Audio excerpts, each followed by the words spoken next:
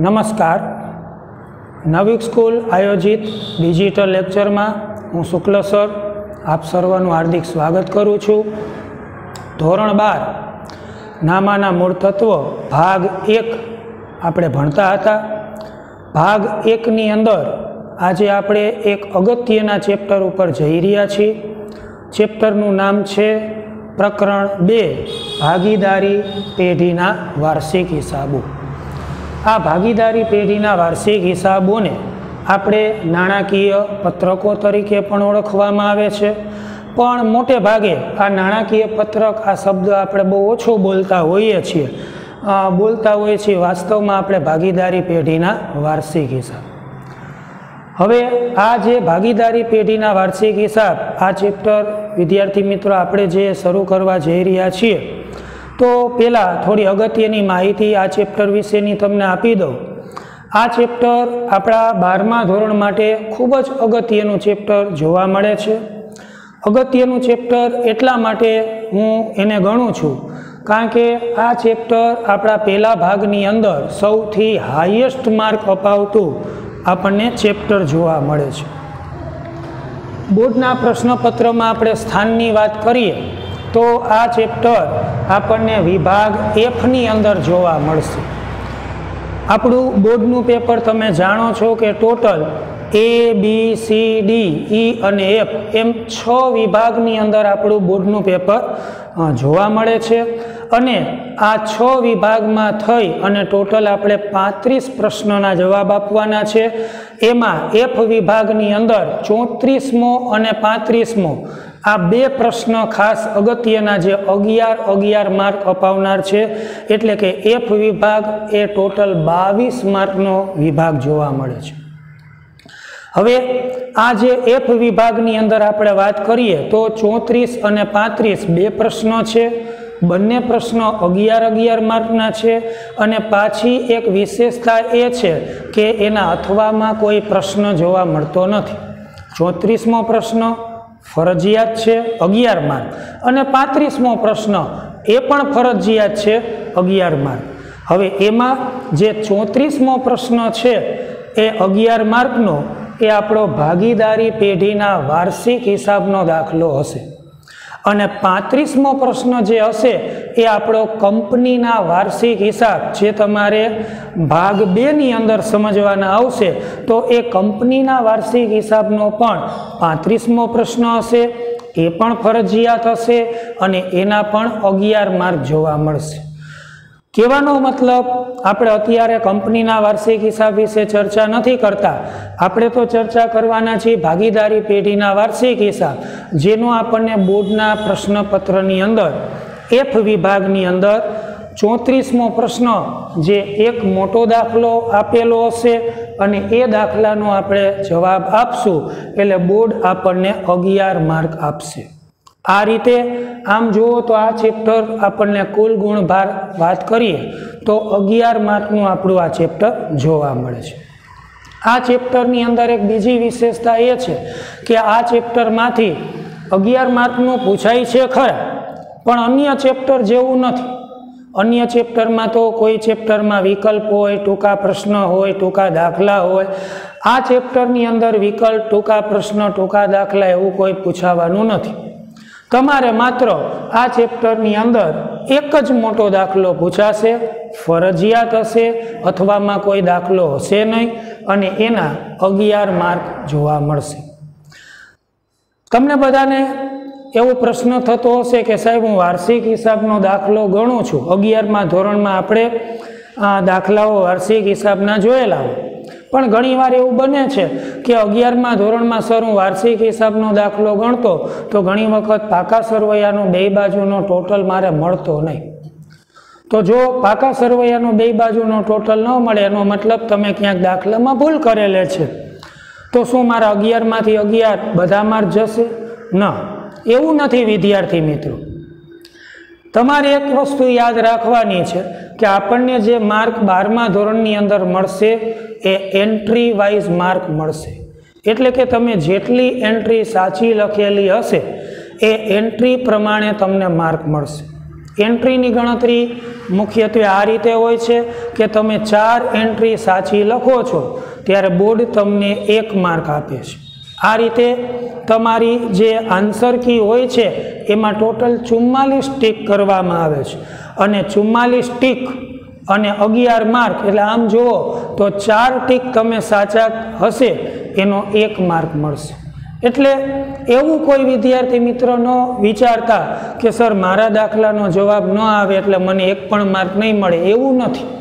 પણ તમે જેટલી એન્ટ્રી સાચી લખેલી હશે એ પ્રમાણે તમને બોર્ડની અંદર માર્ક છે એ મળતા રહેશે।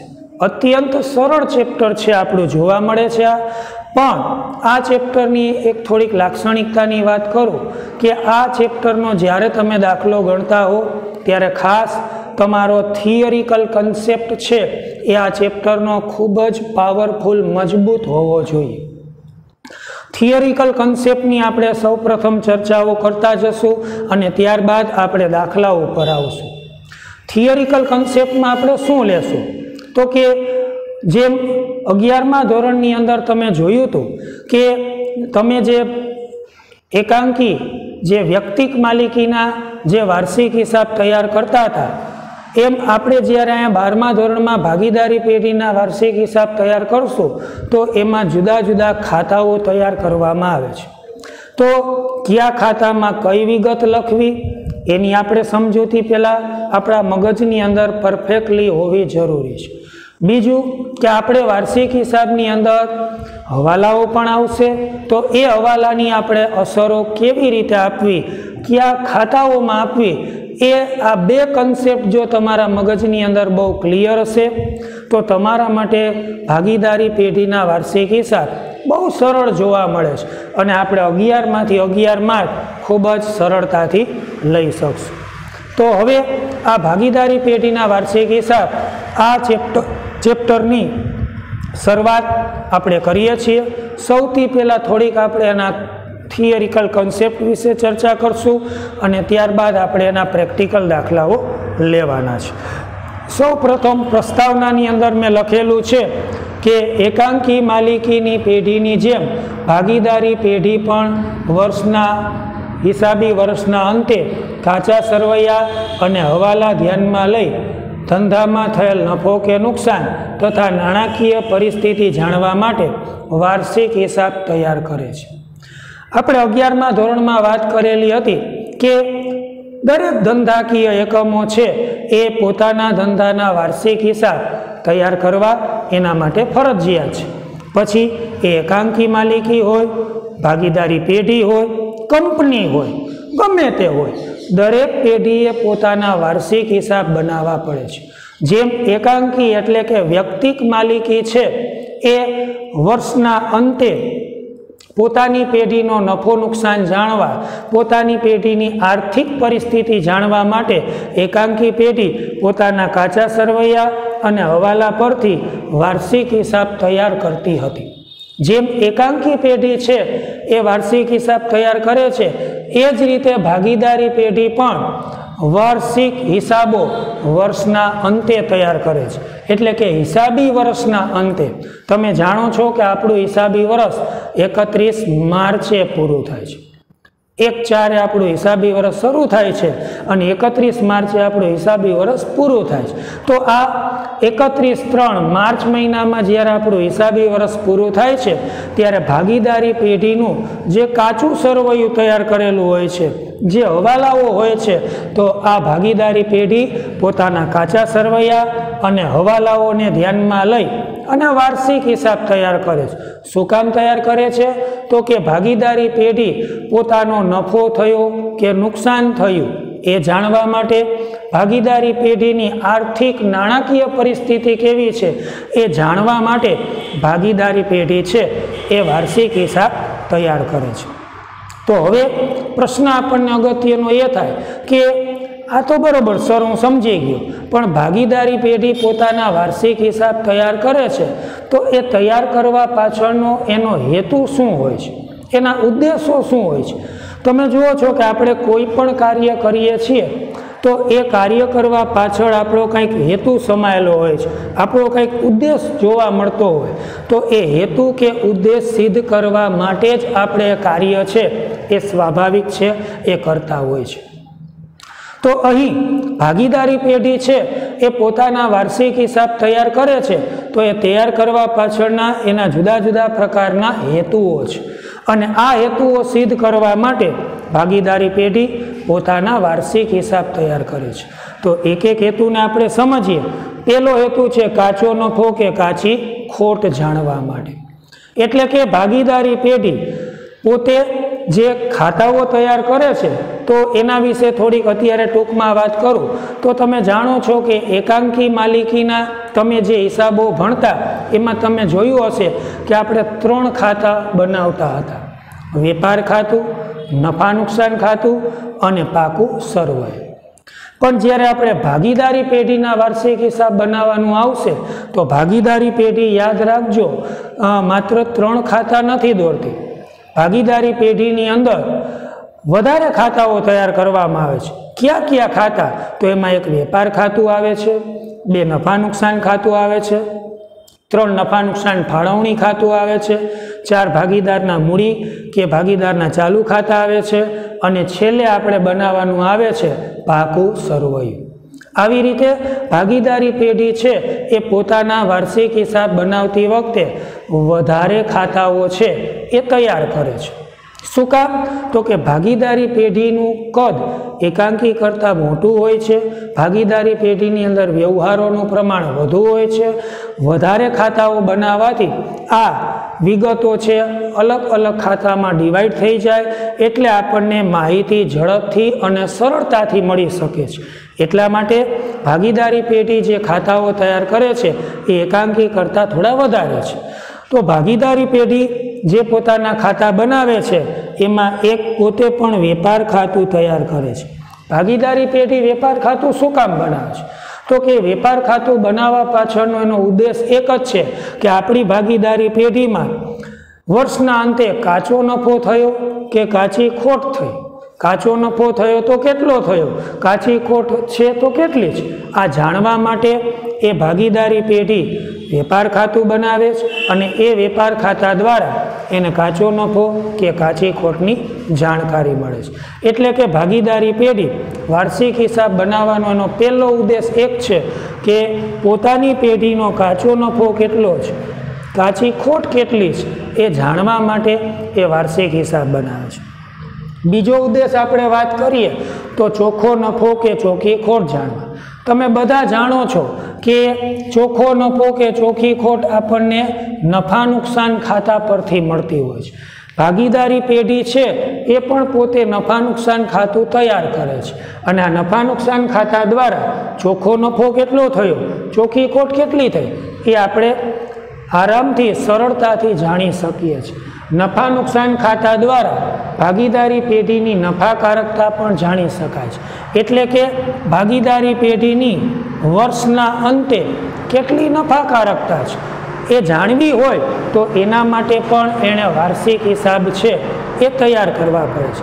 ટૂંકમાં કહું તો ભાગીદારી પેઢી પોતાનો ચોખ્ખો નફો કેટલો છે, ચોખ્ખી ખોટ કેટલી છે એ જાણવા માટે, નફાકારકતા કેટલી છે એ જાણવા માટે ભાગીદારી પેઢી છે એ વાર્ષિક હિસાબ તૈયાર કરે છે। ત્રીજી વાત કરીએ તો વેચણી પાત્ર નફો કે ખોટ જાણવા માટે 11મા ધોરણમાં તમે જુઓ છો કે આ વસ્તુથી પરિચિત તમે નહોતા। શું કામ? તો કે 11મા ધોરણમાં એક જ માલિક હતો, એટલે જે કાંઈ નફો થાય, જે કાંઈ ખોટ થાય એ તમારે એકને જ આપવાનો હોય, એટલે અહીંયા નફો કે ખોટ વેચવાનો કોઈ પ્રશ્ન એકાંકી માલિકીમાં જોવા નહોતો મળતો।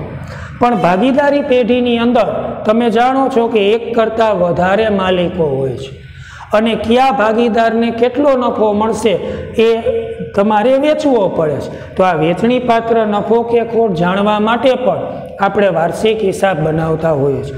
તો એમાં જોઈએ ભાગીદારી પેઢી સાથે અંગત હિસાબી વ્યવહારો। તમે જુઓ છો કે આપણા જે ભાગીદારો છે એ ભાગીદારો પેઢી સાથે પોતાના અંગત વ્યવહારો કરતા હોય છે।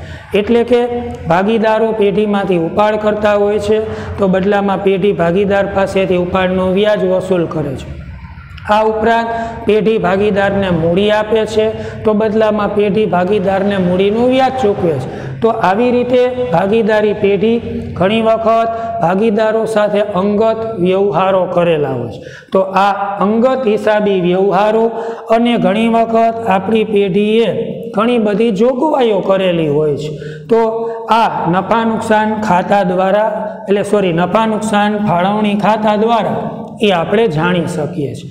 એટલે કે આપણી ભાગીદારી પેઢી છે એ નફા નુકસાન ફાળવણી ખાતું બનાવે છે, એનો ઉદ્દેશ એક જ છે કે ભાગીદાર સાથે અંગત વ્યવહાર કેટલા થયેલા છે, ભાગીદારી પેઢીએ કેટલી જોગવાઈઓ કરેલી છે, આ ઉપરાંત નફા નુકસાન ફાળવણી ખાતા દ્વારા કેટલો વહેંચણીપાત્ર નફો કે ખોટ મળ્યો એ જાણવા માટે ભાગીદારી પેઢી પોતાના વાર્ષિક હિસાબો છે એ તૈયાર કરે છે। આ આપણો ભાગીદારી પેઢી વાર્ષિક હિસાબ શું કામ બનાવે છે એનો ત્રીજો ઉદ્દેશ હેતુ કે વહેંચણીપાત્ર નફો કે ખોટ જાણવા માટે। ચોથો છે પેઢીની આર્થિક પરિસ્થિતિ જાણવા માટે। આર્થિક એટલે આપણે એને કહેવાય નાણાકીય પરિસ્થિતિ। તો એમાં જોઈએ ભાગીદારી પેઢીની આર્થિક પરિસ્થિતિ જાણવા પાકું સરવૈયું તૈયાર કરવામાં આવે છે। એટલે કે જેમ આપણે એકાંકી માલિકીના વાર્ષિક હિસાબમાં પાકું સરવૈયું બનાવતા હતા એમ ભાગીદારી પેઢીના વાર્ષિક હિસાબોમાં પણ આપણે પાકું સરવૈયું તૈયાર કરવામાં આવે છે। શું કામ? તો કે આ પાકા સરવૈયાને આધારે આપણને ધંધાની જે આર્થિક એટલે કે નાણાકીય પરિસ્થિતિ કેટલી છે એ આપણે ભાગીદારી પેઢીના વાર્ષિક હિસાબમાં પાકા સરવૈયા દ્વારા જાણી શકીએ છીએ। તેના દ્વારા ભાગીદારી પેઢીની મિલકત, લેણા દેવા અને મૂડીની પરિસ્થિતિનો ખ્યાલ આવે છે। એટલે કે તમે ભાગીદારી પેઢીમાં વાર્ષિક હિસાબમાં જે પાકું સરવૈયું બનાવશો તો એ પાકા સરવૈયામાં ધંધાની મિલકત હોય છે, લેણા હોય છે, દેવા લખેલા હોય છે, ભાગીદારની મૂડી વિશેની માહિતી હોય તો આવી માહિતી આપણે સરળતાથી જાણી શકીએ એટલા માટે। અને બીજું, ધંધાકીય એકમની ભાગીદારી પેઢીની વાર્ષિક હિસાબને આધારે આર્થિક પરિસ્થિતિ આપણે સારી રીતે જાણી શકીએ એટલા માટે પણ ભાગીદારી પેઢી વાર્ષિક હિસાબ તૈયાર કરે છે। અને છેલ્લો હેતુ એનો છે કરવેરાના હેતુ માટે। એટલે કે ભાગીદારી પેઢીની કરપાત્ર આવક માટે વાર્ષિક હિસાબ તૈયાર કરવામાં આવે છે।